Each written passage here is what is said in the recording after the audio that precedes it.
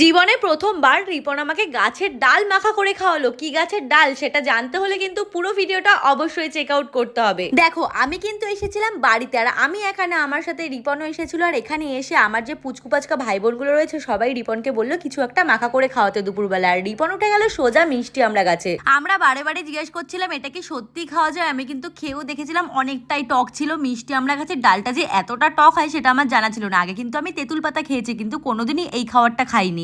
এবার চলো তোমাদেরকে বলি যে এই মাখাটাও কি ভাবে করলো। প্রথমে মিষ্টি আমরা গাছের ডালগুলোকে পেরে ভালো করে ধুয়ে থেতলে নিয়ে তার মধ্যে তেঁতুল, কাসন্দি, লঙ্কার গুঁড়ো, নুন, চিনি, মানে যেটা করতে হয় মাখা করতে গেলে সেগুলো সমস্ত কিছু দিয়ে এটাকে ভালো করে মাখিয়ে নিয়েছে। বাট এটা খাওয়ার পর আমাদের রিয়াকশনটা যা ছিল গাইস, বিশ্বাস করো এত টেস্টি লাগছিল। আমি তো কখনো ভাবতেই পারিনি যে এটা সত্যি খাওয়া যায়। আমি প্রথমে ভেবেছিলাম যে ও আমাদের সাথে জাস্ট মজা করছে। আচ্ছা, তোমরা কি কখনো এইরকম আমড়া গাছের ডাল মাখা খেয়েছো? অবশ্যই কিন্তু কমেন্টে জানিও। আমি কিন্তু সত্যি প্রথমবার খেলাম। বাই।